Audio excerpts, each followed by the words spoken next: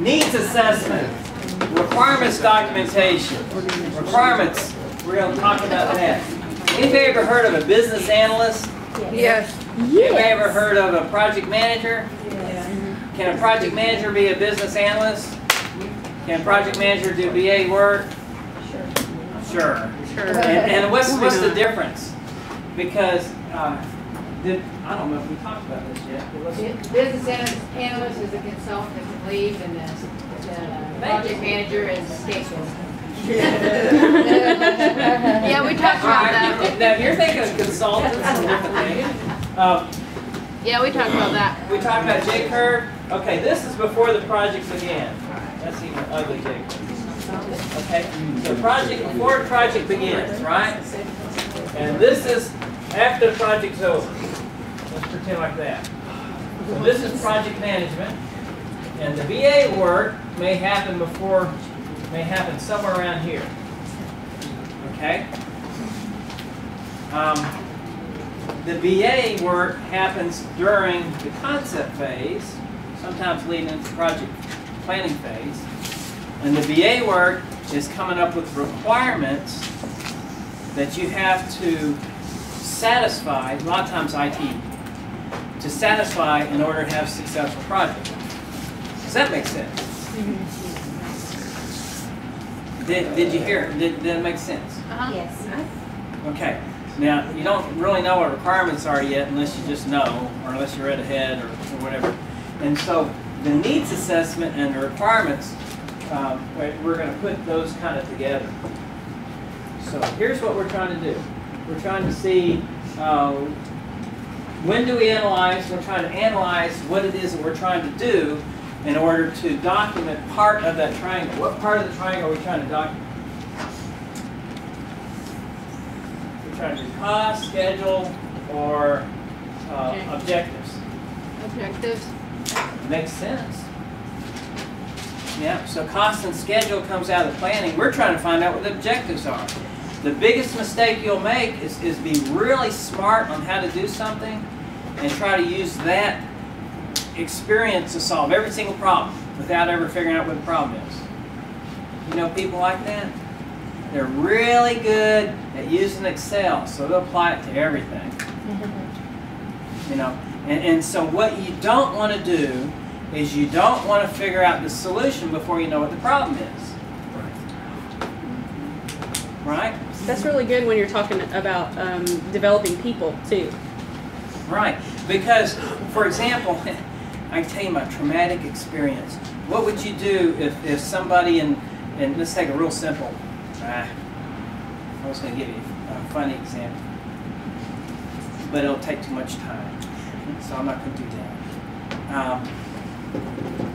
What you don't want to do is come up with a solution before you know what the problem is. So that's where the requirements come in, right? So when you do the requirements, or anytime you're going to do a change, start of any new project, before you improve anything, because you don't go around improving things without knowing why you're improving it or what you're improving. When you want to be more successful or deliver something more effectively or efficiently, before you cut or add any product or service, before a major change, before design, development of any process. So you have to find out what it is you're doing.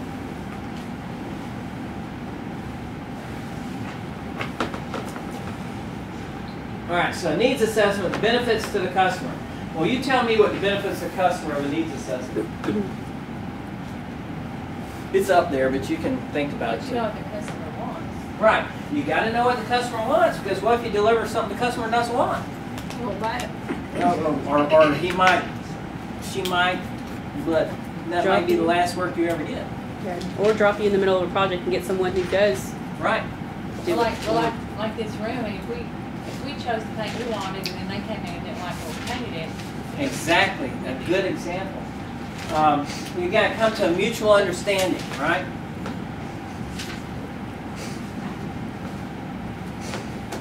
All right. Benefits to you.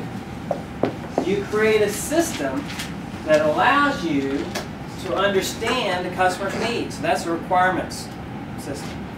You guys are laughing at me the whole time. She's laughing at me. Okay. I just have a question about. Okay, go ahead. So this is when you're analyzing, right? This is the part of what and this is analyzing the problem, right? You're trying to figure out what the requirements are for this project, right? And so you're doing a business analysis Okay. job. And then there's a professional. Is it still the concept phase? Yeah, we're still in the concept phase. We're trying to figure out what the concept we're actually trying to do. Before we plan anything, we want to get down on paper what color they want, everything, right? We don't even start the project. We could cancel a project because we find out what they want. It's not what we can do. You find out. Like EFS. We Right. don't do EFS, which is a type of exterior on a building. And if we find out the customer that's what they want on their building, we won't even go after it. Because And there's good reasons for things like that, because what if you lose money every time you do it? What if there's other competitors out there and it's a money losing thing for them too, but they use it as their loss leader. And so you send, a lot of companies as a competitive advantage will send customers to those companies that are losing money doing that, because they're bringing their company's value down in the process. I mean, there's a whole bunch of reasons. so this is part of strategy too, right? Yeah, it is, but right now we're past that point into just understanding the requirements in order to implement our strategy. Because project management is all about implementing strategy. Sending the customer somewhere else would have been your strategy. But implementing your strategy would be, we decided on the project to make us more profitable, now we got to go ahead and do it. Makes sense? Checklist of customer needs. Checklist of required planning. Checklist of required. So we're actually going through a checklist and trying to figure out. Discover and develop long-term solutions for existing problems. So this is what the benefits of risk analysis are to you.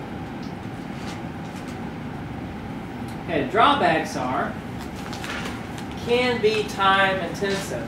Why aren't you building the building instead of asking me all these questions?